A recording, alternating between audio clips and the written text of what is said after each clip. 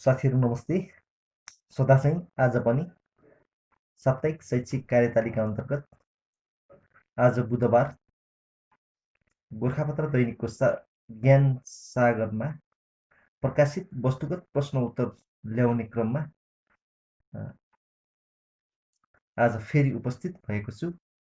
साथीहरू बाँकी प्रश्न उत्तरबाट प्रश्न नम्बर 1, राष्ट्रिय बाल दिवस 2070को नारा के रहेको छ? विपदमा बाल अधिकारको सुनिश्चितता हामी सबैको साझा प्रतिबद्धता।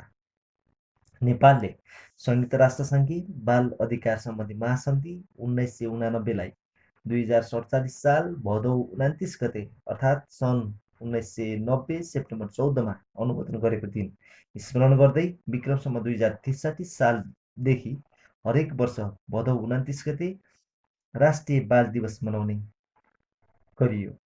विक्रम सम्वत 2021 देखि भदौ 4 गते यो दिवस मनाउने गरिएको हो भने नेपालको संविधानको धारा 39 मा बाल अधिकार सम्बन्धी व्यवस्था गरिएको छ। संविधानको धारा 51 मा बालबालिकाको सर्वोत्तम हितलाई प्राथमिकता दिएको संयुक्त राष्ट्रसङ्घीय बाल अधिकार सम्बन्धी महासन्धि 1989 को पक्ष राष्ट्र नेपालमा बालबालिका सम्बन्धी ऐन 2075 बमोजिम राष्ट्रिय बाल अधिकार परिषद, केन्द्रीय बाल सङ्गठन, जिल्ला स्थित सङ्गठनका संरचना विभिन्न दात्री निकाय एवं गैर सरकारी संस्था मार्फत बाल अधिकार सम्बन्धी विभिन्न गतिविधिहरू अघि बढाइएको छ। प्रश्न नम्बर 2 मा प्रतिष्ठित क्वालिटी म्यानेजमेन्ट सिस्टम QMS सँग सम्बन्धित ISO 9001 देखि 2001 प्राप्त गर्ने नेपाली एयरलाइन्स हवाई सेवा कुन हो? Himalayan airline. नेपाल चीन संयुक्त लगानीमा सञ्चालन हिमालयन एयरलाइन्सको सन् 2020 सेप्टेम्बरमा यो प्रमाणपत्र प्राप्त गरेको थियो। ISO 9001 देखि 2015 अन्तर्राष्ट्रिय मानकीकरण सङ्गठन ISO द्वारा विकास र प्रकाशित गरिएको एक विश्वव्यापी मान्यता प्राप्त गुणस्तर स्तर हो। क्यालेन्डरको फ्रेजर इन्स्टिच्युट र समृद्धि फाउन्डेसन सहकार्यमा सार्वजनिक सन् 2020 सेप्टेम्बर 10 मा आर्थिक स्वतन्त्रता सम्बन्धी प्रतिवेदन 2020 मा नेपाल कतिौं स्थानमा रहेको छ? 109 स्थानमा 162 देशमा समेति तयार पारेको सो प्रतिवेदनमा हङकङ, सिङ्गापुर, न्युजिल्यान्ड, स्विजरल्यान्ड र अमेरिका उत्कृष्ट 5 मुलुकमा पर्न सफल भएका छन् भने अफ्रिकी गणतन्त्र सबैभन्दा कम आर्थिक स्वतन्त्र भएको मुलुकमा परेको छ। सो पश्चात प्रजातान्त्रिक गणतन्त्र कङ्गो, जिम्बाब्वे गणतन्त्र कङ्गो, अल्जेरिया र इरान रहेका छन्। प्रश्न नम्बर 4 मा औद्योगिक व्यवसाय ऐन 2076 अनुसार आफ्नो उत्पादनको कति प्रतिशत बढी निर्यात गर्ने उद्योगलाई निर्यातमूलक उद्योग भनिन्छ? 40% ऊर्जामूलक उद्योग बाहेक। प्रश्न नम्बर 5 मा सर्बियाको राजधानी बेलग्रेडमा सम्पन्न 141औं अन्तर्व्यवस्थापिका सङ्घको सम्मेलनका सन्दर्भमा नेपाल कुन अवार्डबाट सम्मानित भएको थियो? फ्युचर पोलिसी सिल्भर अवार्डबाट सम्मानित भएको थियो। युवा सहभागिता एवं अधिकारको संवैधानिक व्यवस्थाका लागि सो अवार्ड प्रदान गरेको थियो। सो अवार्ड राष्ट्रिय सभाका अध्यक्ष गणेश तिमल सिन्हाद्वारा ग्रहण गरिएको हो। प्रश्न नम्बर 6 सरकारले किसान वर्गीकरण परिचय पत्र वितरणका लागि पहिलो चरणमा छनौट गरेका 7 प्रदेशका एक जिल्लाहरू कुन कुन हुन्? प्रदेश नम्बर 1 झापा, प्रदेश नम्बर 2 पर्सा, प्रदेश नम्बर 3 अर्थात् बागमती प्रदेश काभ्रे, गण्डकी प्रदेश कास्की, प्रदेश नम्बर 5 कपिलवस्तु, कर्णाली प्रदेश सुर्खेत, सुदूरपश्चिम प्रदेश कञ्चनपुर रहेका छन्।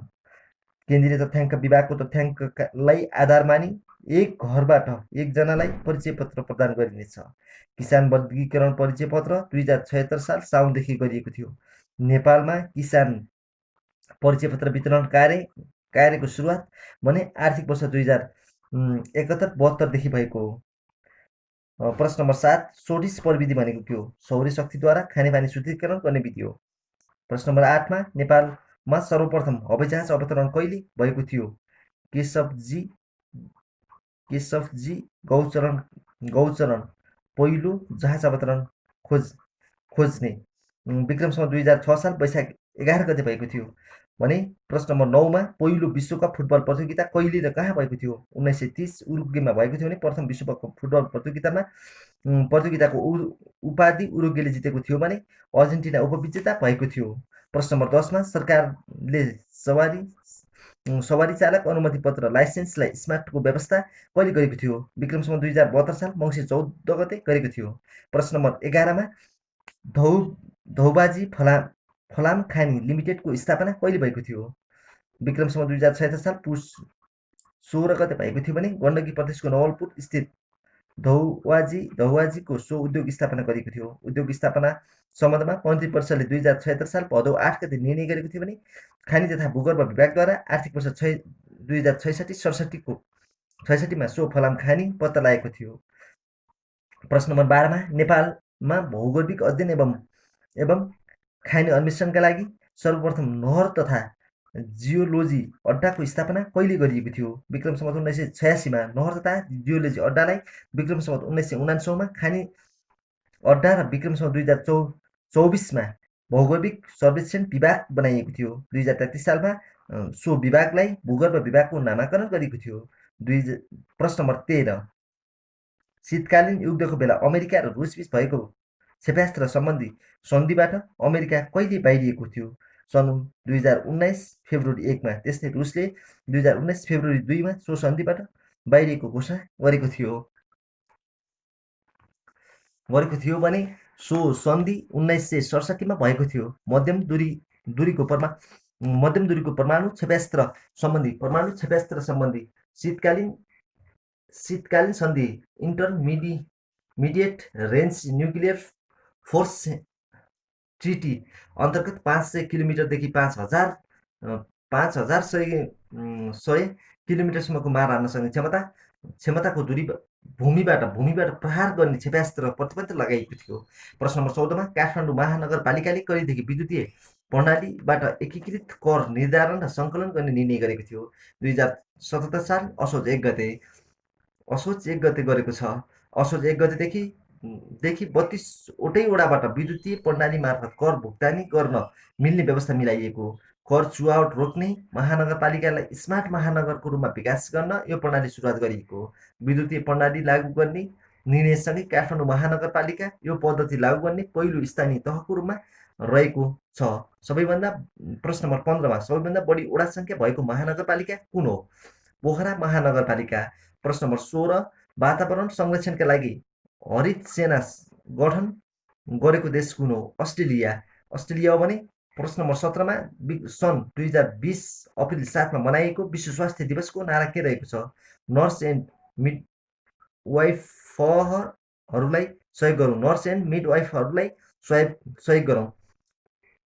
प्रश्न नम्बर 18मा राष्ट्र बैङ्कद्वारा व्यक्तिगत आवधिक कर्जाको ब्याज दर परिवर्तन नहुने व्यवस्था कहिले गरेको थियो? 2077 साल भदौ 23 गते गरेको थियो। नेपाल राष्ट्र बैङ्कले भदौ 23 गते सार्वजनिक गरेको एकीकृत निर्देशिका 2077मा यस्तो व्यवस्था गरेको छ। व्यक्तिगत नाममा लिइने 1 वर्षभन्दा बढीको अवधिको कर्जा, घर, गाडी लगायतमा भुक्तानी अवधिभर ब्याज परिवर्तन गर्न नपाइने भएको छ।